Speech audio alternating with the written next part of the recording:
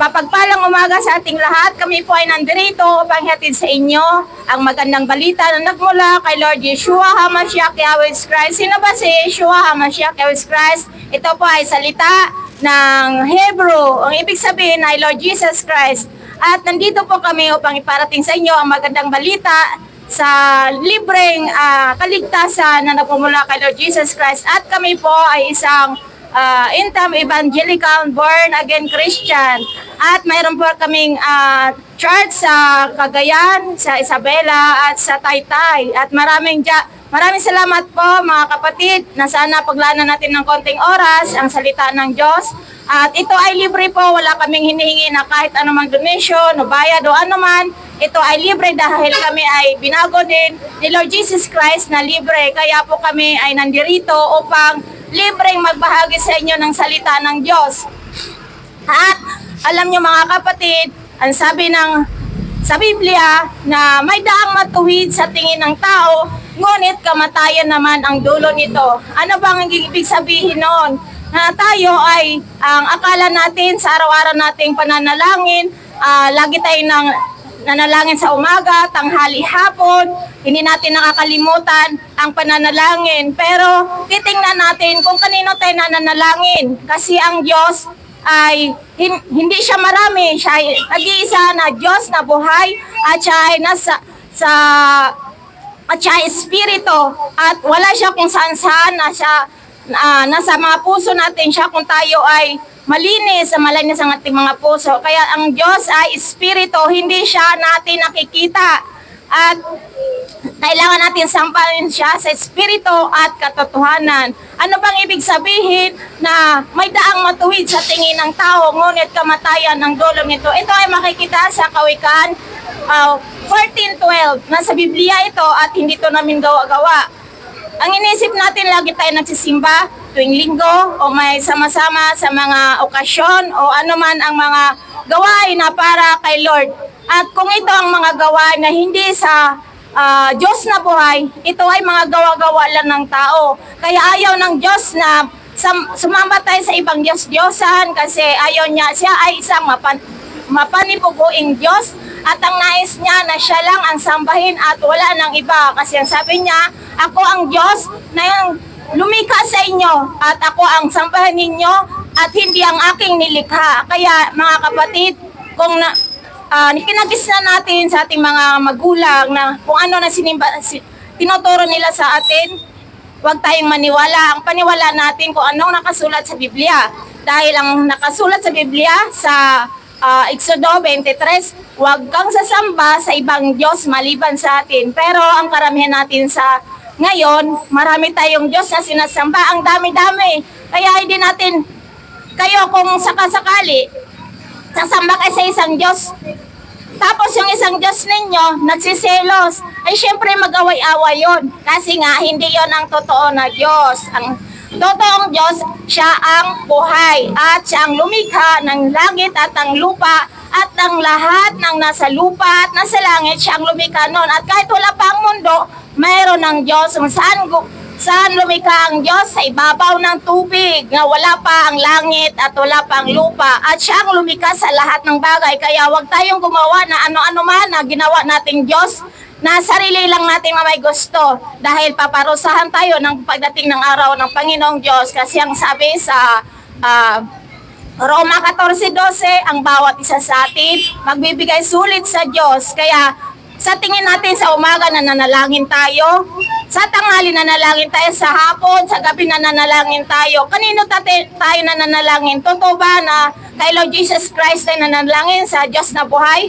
Baka naman hindi. Sayang lang ang effort natin kung kanino tayo nananalangin. Siguraduhin natin kung nanalangin tayo sa ating Diyos na buhay dahil siya ang tutulong sa atin kung sakaling may mga problema, aksidente o anong mga sakit. Siya may kasi nakakalam sa buhay natin dahil siyang lumikha sa atin. Ang sabi nga niya, kahit hibla ng mga buhok natin, alam niya, bilang na bilang niya. Bakit? Siya kasi ang lumikha sa atin at siya din may-ari ng buhay natin. Kaya pag nananalangin tayo, siguraduhin natin na ang pinapanalangin natin ang sa Diyos na buhay.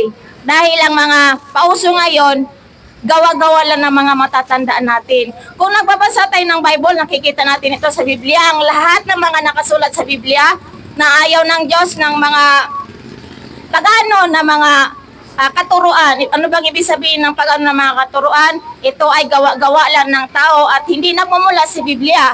Kaya kung nananalangin tayo na gawa-gawa lang din kung sino-sino Diyos na pinapanalanginan natin, hindi tayo tutugunin ng Panginoon ng Diyos at ang mangyayari doon, magsiselos pa ang Diyos natin na buhay, malamang mapupunta tayo sa dagat-dagatang apoy kung hindi tayo nakikinig, kung hindi tayo nagbabasa ng Bible. Kasi kung halimbawa sa mga bahay natin, marami tayong nilalagay na mga Diyos-Diyosan. Kasi ang sinasabi sa mga Diyos-Diyosan, ito ay hindi totoong Diyos, ay siya ay walang buhay. Kasi ang Diyos na totoo, siya ay buhay, matapat, at hindi sinungaling. Dapat siya sa kanya mga pangako.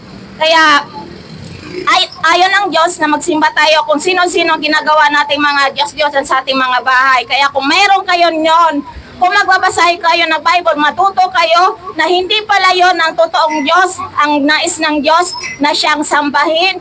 Kasi siyang may-ari ng mga buhay natin. Kahit anong oras kaya niya itilin natin mga buhay. At kailan pa ba tayo magsisisi? Kailan pa natin alamin ang katotohanan kung wala na tayong buhay, wala na tayong pagkakataon? Dahil ito ay huhusga na tayo sa harapan ng Diyos ayon sa ating mga gawa. Kasi sa lahat ng panahon kung namang ginagawa natin dito sa lupa, ito ay nakasulat sa libro. At pagdating ng araw, lahat tayo ay harap sa harapan ng Diyos at magsusulit tayo sa lahat nating mga ginagawa, mabuti man o masama. Kung masama, malamang ang ating mga pangalan na nasa impyerno. Kasi hindi tayo nakikinig sa mga payo ng mga inutusan ng Diyos upang ibahagi ang katotohanan.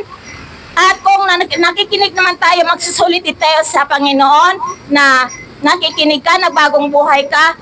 Kasi ang Diyos, tumatanggap siya sa mga taong ng pagpakumbaba at nagbalik loob at umamin sa mga kasalanan. At isusulit natin to sa harapan ng Diyos pagdating ng araw dahil may hangganan ng ating buhay at harap tayo sa Panginoon. At kung ikaw ay napatunayan na mabuti ang iyong gawa at sumunod kayo sa utos ng Diyos, may nakahandang tirahan ang Diyos sa kanyang paraiso o sa kanyang kaharian.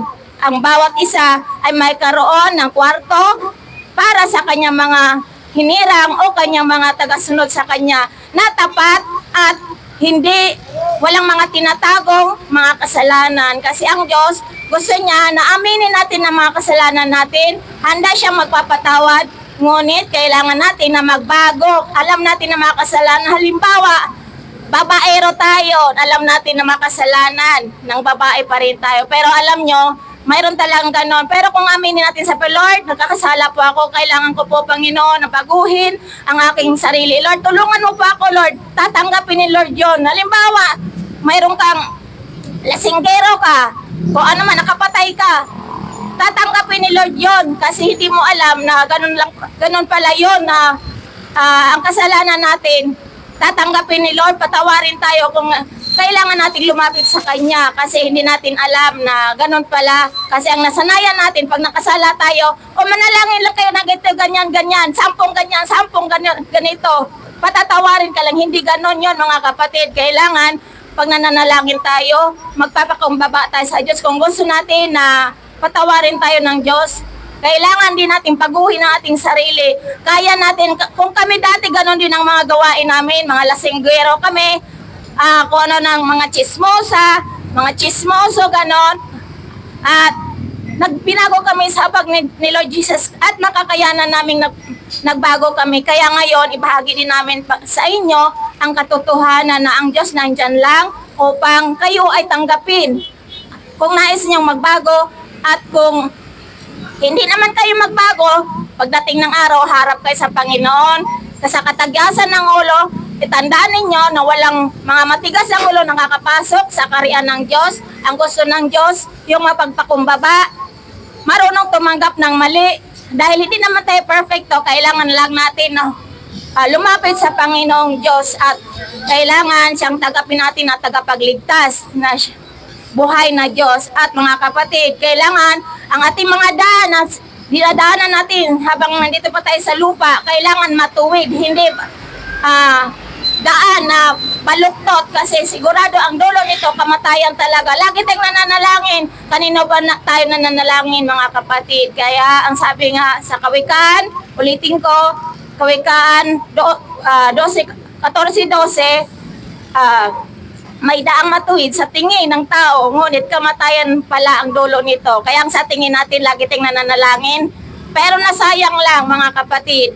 Kaya sana, kung may pagkakataon kayo, i-visit nyo na ang Yahweh Ministry 101 o Yahweh Ministry 102 at sa Facebook page, Ruach Church. Marami kayong matutunan doon, mga kapatid. Tandaan natin, malapit lang, babalik si Lord. Kung nagpapasa tayo ng Biblia, nakikita natin ang mga palatandaan sa mga huling araw. Pero kung hindi tayo nagpapasa ng Biblia, ang akalang lang natin, normal lang ang nangyayari sa panahon ito, mga kapatid. Pero kung may alam tayo sa Biblia, kakabahan na tayo na ito pala, nakikita na natin ang mga signs na malapit na ang bumalik ang Diyos upang kunin ang mga pinili niya. At kung sino mang maiwan, kawawa sila kasi ang kakainin na lang nila ang kapwa nila tao dahil pababayaan na ang mga tao na naiwan sa pagbalik ni Lord nga kukunin pagkuha sa kanyang mga pinili. Ang tinatawag doon ay rapture. Baka narinig nyo na yon na pagbalik ni Lord, magra-rapture na at kukunin lang yung mga sumusunod sa kanya at tapat sa kanya. Ang maiwan, kakainin nila ang kapwa nila tao. Tandaan nyo to, mga kapatid. Kaya maraming salamat sa inyo. At pagpalain nawa kayong lahat ni Lord Jesus Christ at sana may naunawaan kayo sa salita ng Diyos at tanggapin nyo na siyang tagapagligtas at siyang magbibigay ng buhay at siya din ang kikitil at siya rin ang magbibigay ng kaligtasan at buhay na walang hanggan sa kanyang kaharian. At maraming salamat, mga kapatid. Salita po.